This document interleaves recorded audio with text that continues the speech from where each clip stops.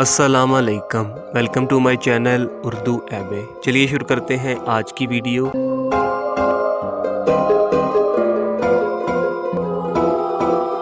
आज की इस वीडियो में हम सुनेंगे कहानी समुद्र की अमानत एपिसोड 2।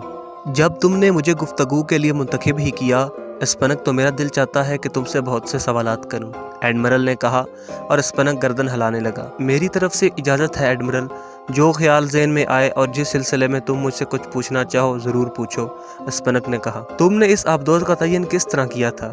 बस मेरी मालूमात जिस सिलसिले में काम करता हूँ इसके लिए मैं बहुत ही साइंटिफिक तरीके से काम करता हूँ और सारी मालूमात मुहैया हो जाने के बाद ऑपरेशन शुरू करता हूँ। मुझे मालूम हुआ है कि आबदोज़ के टैंक पेट्रोल से भरे हुए हैं और यह मुनासिब सफ़र कर सकती है। इसके अलावा इसमें खुराक की खासी मिकदार मौजूद है। इसकी मशीनरी बिल्कुल दुरुस्त है क्योंकि तुम्हें ये आबदोज़ खरीदे हुए थोड़ा ही अरसा हुआ है, जो कि फ्रांस से खरीदी गई है। खूब, तुम्हारी मालूमात काबिल तहसीन है। इसके बगैर कोई चाराकार नहीं है मिस्टर एडमिरल। मैं मौत का ख्वाह ज़रूर हूँ, लेकिन अपने साथियों को बेकिसी की मौत का शिकार नहीं बनाना चाहता, इसलिए अंधे इक़दामात से गुरेज करता हूँ, स्पनक ने कहा। अच्छा, अब यह बताओ कि इस आबदोज़ को अगवा करके तुम क्या करना चाहते हो? हाँ, ज़रूर, तुम तो अब अपनों में ही हो, कम अज़ कम इस वक्त तक जब तक मेरी मिशन तकमील तक नहीं पहुँच जाती। अगर तुम्हारा बेहतर रवैया तुम्हारी तकदीर की रोशनी का बायस ना बन सका तो मुमकिन है कि मैं तुम्हारी ज़िंदगी लेने की कोशिश ना करूं। हाँ, तुम्हारी कोई ऐसी हरकत जो मेरे लिए नाकाबिल बर्दाश्त होगी मुझे ज़रूर मुश्तइल कर सकती है। तुम इस बात को बेहतर तौर पर जानते हो कि ज़िंदगियाँ लेने में मुझे कोई दिक्कत पेश नहीं आती। अब तुम्हारे सवाल का जवाब रहा कि मैं क्या करना चाहता हूँ, तो एक दिलचस्प कहानी है, किसी तौर तुम्हारी निगाहों से भी गुजरी होगी। मेरी मुराद 18वीं सदी में यूनान के एक छोटे से जज़ीरे हाइपान की खुदाई से बरामद होने वाले प्लाटूस के सोने के बुत से है। यूनान की तारीख में प्लाटूस नहुसत का देवता समझा जाता था और कदीम यूनानी इससे खाइफ रहते थे। इसी खौफ की बुनियाद पर इन्होंने प्लाटूस को खुश करने के लिए 40 मन सोने का एक बुत बनाया, जिसकी आंखों में 2 कीमती हीरे जड़े गए थे और ये हीरे दुनिया के कीमती तरीन हीरे शुमार होते थे। जिस वक़्त यह बुत बरामद हुआ था, हाइपून की आबादी तकरीबन 1.5 लाख थी। नहुसत के इस देवता के बारे में बहुत सी कहानियाँ यूनानी देवमाला में मौजूद हैं। लोगों का ख्याल था कि नहुसत का ये देवता अपनी मौत के बाद यूनान से सारी नहुसतें समेट ले गया था और इसके बाद यूनानी कौम को तरक्की नसीब हुई। बहर सूरत नहुसत की इस कहानी को जदीद यूनानी मज़ाक़ा खेज़ समझते थे, लेकिन यूनान के कदामत पसंद सोने के बुत की इस बरामद से खुश न थे। इन्होंने एहतजाज किया कि देवता के इस बुत को महज़ब आबादियों में न लाया जाए। अब उसे तुम एक मज़ाक़ा खेज़ अकीदा ही कह लो कि प्लाटूस के बरामद होने के ठीक चौथे दिन हाइपून में शदीद ज़लज़ला आया और वहाँ की आबादी ख़त्म हो गई। इस अजीबो गरीब वाक़या से यूनान के मुतअद्दिद शहरों में खौफ व हरास की लहर दौड़ गई और कदामत पसंदों का एहतजाज शदीद हो गया। हुकूमत यूनान ने इस बुत को फ़रोख्त करने का फ़ैसला कर लिया। तय ये किया गया कि उसे टुकड़ों में तकसीम करके फ़रोख्त कर दिया जाए। बुत को हाइपून से वापस नहीं लाया गया था। दहशत पसंदों के एक गिरोह ने 40 मन सोने के लालच में उसे वहां से अगवा कर लिया और एड्रोल्थ नामी जहाज़ पर सवार करके उसे ले चले। इन्हीं समुद्रों की जानब जा निकले जो ममनुआ इलाका में शुमार होते थे। तब जहाज़ एक हादसे का शिकार हो गया और समुद्र में उभरी हुई चट्टानों से टकरा कर गर्क हो गया और नहुसत का देवता भी इसी के साथ समुद्र की तह में पहुँच गया। ये कहानी तवील अरसे से आम है। लातादाद मुहिमें सोने के इस बुत की तलाश में समुद्र को न जाने कहाँ तक खंगाल, लेकिन वो सही जगह न पा सके हैं। जहाज़ की गरकाबी को आम करने वाले चंद अफराद थे जो न जाने किस तरह वहाँ से आए थे। इन्होंने इस कहानी को आम किया और इस जगह की निशानदेही भी कर दी जहाँ ये गर्क हुआ था। इनका कहना था कि बच आने वालों में वही तन्हा थे, बल्कि जहाज़ जिस जगह गर्क हुआ था वहाँ एक छोटे से जज़ीरे पर चंद अफराद भी ज़िंदगी बचाने में कामयाब हो गए, जो वहाँ से नहीं निकल सके और ना ही इनके निकलने की कोई उम्मीद है। बच आने वाले लोगों को साथ लेकर कई जहाज़ इस जानब बढ़े जहाँ इन लोगों की मौजूदगी मुतवक्को हो सकती थी, लेकिन वो इन्हें न पा सके। ये कहानी 18वीं सदी से मुसलसल बढ़ती चली आ रही है, यहाँ तक कि मौजूदा सदी में पहुँच गई। फिर एक शख्स जिसका नाम एडो ज़ीरो था, जो एक ख़तरनाक मुजरम को गिरदाना चाहता था, किसी तरह पर फरार होकर इस समुद्री इलाके की जानिब जा निकला जहाँ वो जहाज़ गर्क हुआ था। एडो ज़ीरो ने अपनी इस खौफनाक मुहिम की दास्तान लिखी। उसे अपनी ज़िंदगी के बचने का कोई चांस नज़र ना आया, लेकिन भला आखिर एक बार उसे फ़रार होने का मौका मिल गया और वो वहाँ से भाग निकला। ये कहानी आम हो गई। एडो ज़ीरो गिरफ्तार कर लिया गया और उसे सज़ा हो गई। लेकिन जब ये कहानी मेरे कानों तक पहुँची तो मैं खुद भी इस अजीमुशान नहुसत के बुत के हसूल से बाज न रह सका। मैंने फ्रांस के जजीरे से एडो ज़ीरो को अगवा किया और मैंने उसे अपने चंद साथियों के साथ एक ऐसी जगह पहुंचा दिया जो आम निगाहों में नहीं है, और फिर खुद प्लाटूस की तलाश की तैयारियां करने लगा। یہ تیاریاں مجھے تمہارے وطن تک لے آئیں اور یہاں میں نے اپنی اس مہم کا آغاز کیا ہے۔ پہلے میں اس آبدوز کے ذریعے اس جگہ جاؤں گا جہاں ایڈو زیرو موجود ہے اور میرے ساتھی اس کی حفاظت اور نگرانی کر رہے ہیں۔ اس کے بعد ہم اس پراسرار جزیرے کی تلاش میں نکلیں گے جہاں جہاز غرق ہوا تھا، اور پھر میں سونے کے بت کو بھی حاصل کر لوں گا اور حاصل کر کے اسے اپنے نواردار خانے میں جمع کر دوں گا جسے میں نے بڑی محنت سے بنایا ہے۔ یہ ہے اس آبدوز کی اغوا کی تفصیل اور یہ ہے میری مختصر کہانی۔ ایڈمرل کی پیشانی پر پسینے کے قطرات نمودار ہو گئے تھے۔ اس نے گہری سانس لے کر کہا، کیا تم مجھے بھی اس مہم میں شریک رکھو گے؟ ہاں ایڈمرل، کیا حرج ہے؟ زندگی بہر صورت رواں دواں رہتی ہے۔ بعض اوقات تم ایسے کام کرتے ہو جو تمہاری پسند کے ہوتے ہیں، اور بعض اوقات تمہیں ایسے کام بھی کرنے پڑتے ہیں جن میں تمہاری زندگی کو لاتعداد خطرات لاحق رہتے ہیں، لیکن تم انہیں کرنے کے لیے مجبور ہوتے ہو تو تم بھی اس مجبوری کا شکار ہو گئے ہو۔ ایڈمرل، چنانچہ اس وقت سے تعاون کرو۔ لیکن میرے دوست، تم نے اس کام کے لیے کسی آبدوز کا ہی انتخاب کیوں کیا؟ اس لیے کہ میں الجھنوں سے بچنا چاہتا تھا۔ سمندری جہاز دیکھ لیے جاتے ہیں جبکہ آبدوزیں ہمیں ان ہنگاموں سے دور رکھنے میں معاون ثابت ہوتی ہیں، لیکن وہاں خطرات ہی خطرات ہیں۔ میں جانتا ہوں ایڈمرل، البتہ تم میرے لیے ایک بات بھول گئے۔ میں موت کی تلاش میں سرگرداں ایک شخص ہوں، مجھے موت کی کوئی پرواہ نہیں ہے۔ کیا وہ سمندری چٹانیں آبدوز کو پاش کر سکتی ہیں؟ ایڈمرل نے پوچھا۔ کیوں نہیں، ہم ان سے بچنے کی کوشش کریں گے۔ اس کے علاوہ تم یہ بھی سوچو کہ یہ آبدوز ہمیں اس جہاز کی تلاش میں مدد دے سکتی ہے۔ اس کے برعکس اگر ہم کسی جہاز پر ہی سفر کرتے تو ہمیں زیادہ مشکلات کا سامنا کرنا پڑتا، غوطہ خوروں کو سمندر میں اتارنا پڑتا اور ایسی ہی دوسری بہت سی باتیں۔ میں نے ان سے بچنے کے لیے آبدوز کا انتخاب کیا۔ ایڈمرل نے گہری سانس لی اور پھر بولا، تمہارے ساتھ اس مہم میں شامل ہونے کے بعد مجھے کیا فائدہ ہوگا؟ فائدہ اور نقصان تقدیر کی باتیں ہیں، ان باتوں کو جاننے دو ایڈمرل۔ ٹھیک ہے، مجھے اپنی مجبوریوں کا احساس ہے، لیکن میں تمہیں یقین دلاتا ہوں کہ اول تو میں آبدوز پر رہ کر کوئی ایسا کام نہیں کر سکتا جو تمہارے لیے نقصان دہ ہو، اور کرنا بھی نہیں چاہتا۔ میری فطرت ہے کہ مجھے وہ جدوجہد پسند ہے جس میں کامیابی قریب ہو۔ جذباتی اور ناکام قدم اٹھانا مجھے پسند نہیں، ایڈمرل نے کہا۔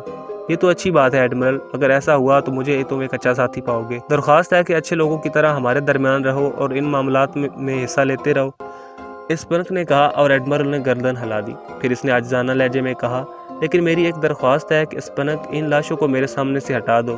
میں بھی جذباتی انسان ہوں، ان لوگوں سے میرا جذباتی رابطہ ہے اور میں ان کی موت کو بآسانی فراموش نہیں کر سکتا۔ میں کہہ چکا ہوں کہ پہلا موقع ملتے ہی ان لاشوں کو آبدوز سے نکال دیا جائے گا، یوں بھی یہ ہمارے لیے مضر ثابت ہو سکتی ہیں۔ اسپنک نے جواب دیا اور ایڈمرل نے گردن ہلا دی۔ وہ خاموش اور مغموم تھا۔ اسپنک پھر باہر چلا گیا اور ایڈمرل سوچنے لگا کہ زندگی میں پیش آنے والا یہ واقعہ کتنا اذیتناک اور روح فرساں ہے۔ اس کے اہل خاندان کو اور اس کے دوسرے لواحقین کو پتہ بھی نہ ہوگا کہ اس پر کیا گزری ہے، اور اس کے ہم وطن ممکن ہے کہ اس کی تلاش میں سرگرداں ہوں، لیکن یہ شیطان نما آدمی ان کی اس کوشش کو ناکام بنا دے گا۔ ایڈمرل کارمن اسپنک کے نام سے بھی واقف تھا اور اس وقت اس نے اس کی درندہ فطرت کا بخوبی اندازہ لگا لیا تھا۔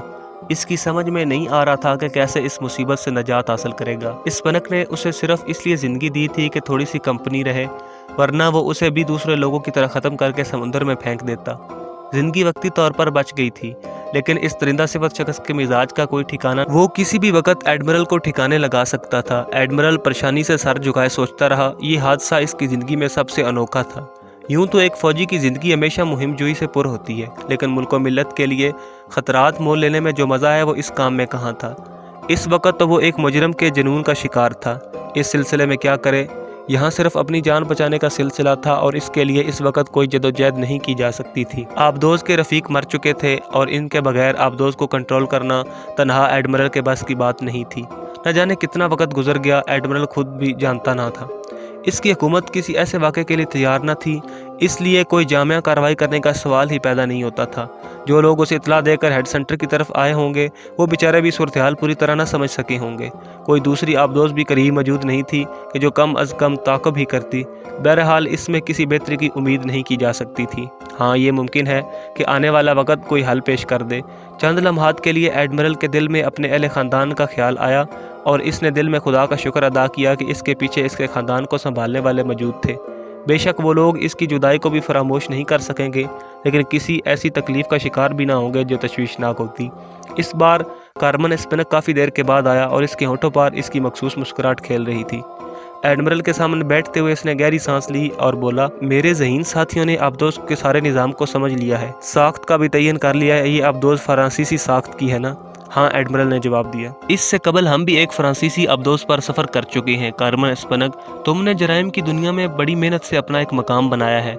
इसकी पुष्ट क्या कोई ख़ास मकसद कार फरमा है? तुम्हारी कोई मंजिल भी है? ये सब कुछ तुम किस लिए कर रहे हो? हाँ मेरे दोस्त, मेरी मंजिल मौत है। वही एक रास्ता है जिस पर दुनिया चल रही है। मैं भी इसी जानब रवां दवा हूँ। दुनिया का चाल चलन भी यही है। बड़े बड़े साइंसदानों ने अपनी दुनिया तेज दी है। बड़े बड़े साइंसदान मसरूफ़ अमल हैं। मुल्क की तोसी की जा रही है। कमज़ोर लोगों और मुल्कों को पैसा दिया जा रहा है। तस्खीर कायनात के इरादे में आखिर किस लिए इंसान इस कायनात में मुहीत होने की कोशिश कर रहा है? आखिर क्यों? मैंने बहुत गौर किया, बहुत सोचा, लेकिन किसी नतीजे पर नहीं पहुंच सका। फिर यही फैसला किया कि जब तक ज़िंदगी है दौड़ते रहो। जिस रास्ते का इंतखाब किया इस पर चलते रहो। मैंने बेअंदाज दौलत जमा की है और जमा करता रहूँगा और फिर मर जाऊँगा।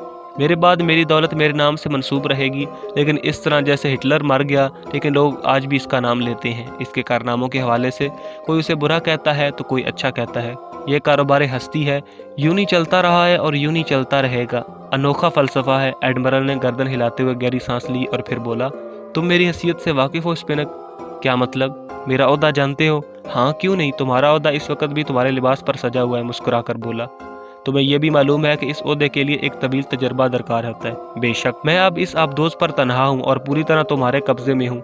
तुम भी जानते हो और मैं भी कि मैं अब तुम्हारे खिलाफ कुछ नहीं कर सकता। इसलिए मेरे हाथों को बांधने रखने की ज़रूरत नहीं है। इन्हें खोल दो ताकि मैं तुम्हारे साथ तावन करूँ। स्पिनक चंद साथ कुछ सोचता रहा, फिर मुस्कुरा कर उठा और इसने जेब से एक लंबा चाकू निकालकर एडमिरल के हाथों में बंधी हुई पतली डोरी काट दी। तुमने तावन का वादा किया है, वो बोला। मैं हालात से समझौते का कायल हूँ स्पिनक। बात अगर मेरी ड्यूटी और फ़र्ज़ की अदायगी की होती तो शायद मैं तुम्हारे साथ कोई तावन ना करता, मगर मामलात में किसी आला कार बनने पर हम मौत को तरजीह देते हैं। लेकिन ये सूरत हाल दूसरी है और मैं तुम्हारे साथ तावन करके ज़िंदगी बचाना चाहता हूँ। एडमिरल ने जवाब दिया, मुझे साफ़ गोई पसंद है, लेकिन साफ़ गोई के साथ अगर साफ़ दिल भी हो तो तब वो सिफत मुकम्मल होती है। तुम अगर एक अच्छे इंसान की हैसियत से मुझसे तावन करते रहे तो तुम्हारी ज़िंदगी की ज़मानत मैं देता हूँ। शुक्रिया। तो उठो और ये वर्दी उतार कर एक आम इंसान की हैसियत इख्तियार करो। इसके बाद ये लाश उठाकर बाहर ले जाओ और दूसरी लाशों के साथ रख दो ताकि हम इन्हें वक्त आने पर समुंदर में बुर्द कर सकें। एडमिरल ने बला चुरा इसके अहकामात की तामील की। वो जानता था कि हालात इसके मुआफिक नहीं है और इस वक्त नजात इसी में है कि इस दरिंदा से शख्स से तावन किया जाए। वो लड़ाई बढ़ाई का इंसान नहीं था और फिर उम्र की इस मंजिल में था जहाँ तजर्बा तो बहुत था लेकिन अमल महदूद हो जाता है। ताम अपनी कुव्वत के मुताबिक वो काम करते रहना चाहता था। इसने अपने रफ़ीक की लाश उठाई और इसकी आंखों में आंसू भर आए। इसका नायब एक तवाना जवान था जिसके दिल में न जाने क्या क्या अज़ाइम होंगे, जिसका ज़हन न जाने क्या क्या सोचता होगा, लेकिन अब वो सब कुछ ख़त्म हो गया था। वो कुछ भी नहीं रह गया था। तवील वक़्त के बाद वो केबिन से निकला और इसने खुद को तैयार कर लिया। अपने दूसरे रफ़ीकों की लाशें भी देखने लगा।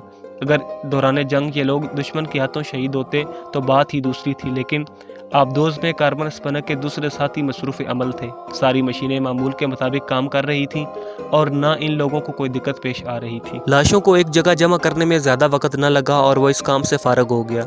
इसके हाथ और लिबास पर जगह जगह खून के धब्बे लगे हुए थे जिन्हें इसने बाथरूम जाकर साफ़ किया और लिबास भी जगह जगह से धोया। फिर बाहर निकल आया।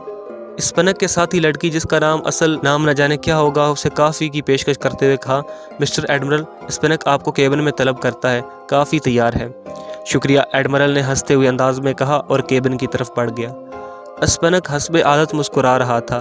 बैठो एडमिरल, लेकिन मेरा दिल चाहता है कि तुम्हारे नाम से मुखातिब करूँ। तुम्हारा ओहदा तुम्हारी शख्सियत से चेक करके रह गया है। तुम्हारा नाम क्या है? तुम मुझे शिराजी कह सकते हो, एडमिरल ने जवाब दिया। शुक्रिया, काफ़ी पी लो। इसने काफ़ी की प्याली एडमिरल की तरफ खिसका दी, जिसे एडमिरल ने शुक्रिया के साथ कबूल कर लिया। अगर तकदीर ने साथ दिया और हम सोने के इस अजीम शान बुत को हासिल करने में कामयाब हो गए तो मैं वापसी पर तुम्हें अपने जज़ीरे पर चंद रोज़ मेहमान रखूँगा। अपने जज़ीरे पर? हाँ, जहाँ मेरी हुकूमत है। हाँ, ये बात मेरे इल्म में नहीं थी। किसी जज़ीरे पर तुम्हारी हुकूमत भी है। तुम क्या समझते हो एडमिरल, स्पनक का मिशन कोई मामूली हैसियत रखता है? मैंने अपना एक मकाम बनाया है, एक हैसियत है मेरी। दुनिया के मुख्तलिफ ममालिक में मैं मुख्तलिफ हैसियत रखता हूँ। लोग मुझे तरह तरह के नामों से जानते हैं।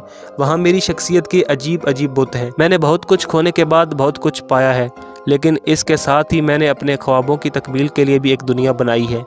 कोई नहीं जानता कि मेरे सीने में क्या है और अभी इस दुनिया को मेरे बारे में जानना भी नहीं है। तुम्हारा कोई मिशन भी है? स्पनक, एडमिरल ने कहा। हाँ, क्यों नहीं। इंसान की ज़िंदगी में अगर कोई मिशन ना हो तो फिर इसमें तहरीक नहीं रहती। मुझे देखो, इतनी दौलत है मेरे पास कि एक अलहदा मुल्क बना सकता हूँ। एक बहराने को दुनिया के जदीद तरीन मुल्क में बदल सकता हूँ, लेकिन मैं अभी खुद को नामुकम्मल समझता हूँ। अभी मेरी तकमील में देर है। मैं तुम्हें दिखाऊंगा एडमिरल कि मैं क्या हूँ। तुम्हारी बातें मुतज़ाद होती हैं, एडमिरल शिराजी ने काफ़ी का घूंट पीते हुए कहा। वो क्यों? निशानदेही करो, स्पिनक मुस्कुरा कर बोला। एक तरफ तुम कहते हो तुम मौत के मुतलाशी हो और दूसरी तरफ इतने बड़े अज़ाइम रखते हो। यही तो दिलचस्प बात है मिस्टर शिराजी। आह, काश तुम मेरे ज़हन की गहराइयों में झांक सको। यहाँ इंसान की बेसिबाती का गहरा गम तुम्हें मिलेगा। देखो मैं क्या कुछ कर रहा हूँ, कैसी शदीद जदोजहद कर रहा हूँ, लेकिन मैं मौत को नहीं भूलता। मैं जानता हूँ कि ये सब कुछ छोड़कर किसी भी लम्हे में मौत की आगोश में जा सोऊंगा। इसके बावजूद मैं मुतहर्रिक हूँ। ये इंसान है मिस्टर शिराजी। सारी दुनिया यही कर रही है, ये जानने के बावजूद कि इसकी इंतहा कुछ और इब्तदा कुछ है। अजीब फ़लसफ़ा है तुम्हारा, मेरी समझ में नहीं आता। शिराजी ने जल्दी जल्दी काफ़ी के कई घूंट लेते हुए कहा। आ जाएगा, ज़रूर आ जाएगा। हर बात को समझने के लिए कुछ वक्त दरकार होता है। कुछ वक्त लगेगा इसमें। शिराजी ने कोई जवाब नहीं दिया। बहुत वक्त गुजर चुका था, अब वो थकन महसूस कर रहा था। चनाचा इसने दरख्वास्त की कि क्या मुझे कुछ देर आराम की इजाज़त होगी? हाँ ज़रूर, तुम अपनी तमाम तर ज़रूरियात पूरी कर सकते हो। किसी भी सिलसिले में तकल्लुफ़ की ज़रूरत नहीं है। मैं चाहता हूँ तुम आराम करो। वो अपनी काफ़ी ख़त्म करके बोला। एडमिरल शिराजी आराम करने लेट गया, लेकिन सुकून मिलते ही लातादाद ख्यालात ने इसके ज़हन में यलगार कर दी। उसे अपना वजूद बहुत हल्का महसूस हो रहा था। ये सब इस तरह हुआ कि कोई सोच भी नहीं सकता था। इंसानी ज़िंदगी को ख़तरात लाक होते हैं। इसके अहले ख़ानदान बहरहाल इस बात से तो वाकिफ़ हो ही जाएंगे कि वो एक साजिश का शिकार हो गया है, लेकिन ये साजिश क्या है और इसका इख्तिताम क्या है, ये कोई नहीं जानता होगा। उसे अपने अजीज़ व अकारिब याद आते रहे और इसके बाद उसे नींद आ गई। नींद भी काफ़ी तवील थी। न जाने कितनी बार वो जागा और इसके बाद दोबारा सो गया। फिर उसने अपने बिस्तर पर किसी का नरम हाथ महसूस किया और इसकी आंख खुल गई। स्पिनक की सेक्रेटरी इसके नज़दीक बैठी हुई थी। उठेंगे नहीं मिस्टर शिराजी? इसकी नरम आवाज़ उभरी और शिराजी उठकर बैठ गया। क्या वक्त हो गया है? रात के 9 बजे हैं और बहुत देर हो गई है। क्या हरज है? यहाँ कोई मसरूफियात तो है नहीं? वो हंसकर बोली। हाँ, ये भी दुरुस्त है। क्या आप लोगों ने खाना खाया? हाँ, आपके लिए मंगवाऊँ? नहीं, भूख नहीं महसूस हो रही। शिराजी ने गहरी सांस लेकर कहा। कोई और चीज़? इत्तफाक है कि अब्दोस आपकी है और हम आपके मेज़बान बन गए हैं। तुम्हारा असल नाम क्या है? शिराजी ने पूछा। गिल स्विस। कहाँ की बाशिंदा हो? स्विस हूँ। स्पिनक के साथ कब से काम कर रही हो? 5 साल, लेकिन किसी मुहिम का साथ देने का ये पहला मौका है। गिल ने जवाब दिया। क्या मतलब? मुझे स्विट्ज़रलैंड से यहाँ बुलाया गया था। बड़ा इश्तियाक था मुझे स्पिनक से मिलने का। कैसी अनोखी शख्सियत का मालिक है। इससे कबल उसे नहीं देखा था। इसके ग्रोह के बहुत कम लोगों ने उसे देखा है। जिसने उसे देखा है वो खुद को बहुत खुश नसीब समझता है। मैं भी इन्हीं में से एक हूँ। तुम लोगों को इससे बड़ी अकीदत है। वो जादूगर है, ऐसे ऐसे काम करता है कि अकल दंग रह जाती है। ज़िंदगी में सब कुछ दौलत ही नहीं होती। वो इसके साथ ही ऐश करते हैं और वो एक मेहरबान आका है। वो हर एक को ज़िंदगी की इन सारी खुशियों से दो चार करना पसंद करता है जो इंसानी ज़िंदगी में एक नुमायाँ हैसियत रखती हैं। लेकिन इसके साथ हमारे दिल में उसका एक नुमायाँ मकाम है। वो इतना पुरकशिश है कि लोग सोच भी नहीं सकते। हम सब उसे देखने के ख्वाह रहते हैं। अब तक गिरोह के जितने अफराद से मैं मिली हूँ, इन सब के दिल में आया है कि आका की हैसियत के अलावा मेरा एक और मकाम भी पाया जो एक पसंदीदा शख्स के लिए होता है। गिल ने जवाब दिया और एडमिरल गर्दन हिलाने लगा। फिर वो गिल के साथ ही बाहर निकल आया और बाहर आकर इसने काफ़ी का एक कप चंद सैंडविचेस के साथ लिया और फिर अब्दोस के मुख्तलिफ हिस्सों में चकराने लगा। शायद इस दौरान स्पिनक को लाशें ठिकाने लगाने का मौका मिल गया था, क्योंकि वो लाशें अपनी जगह पर नहीं थीं जहां एडमिरल शिराजी ने उन्हें देखा था। स्पिनक उसे अब्दोस के एक मखसूस हिस्से में मिल गया जहां वो कागजात सामने रखे कुछ लिखने में मसरूफ़ था।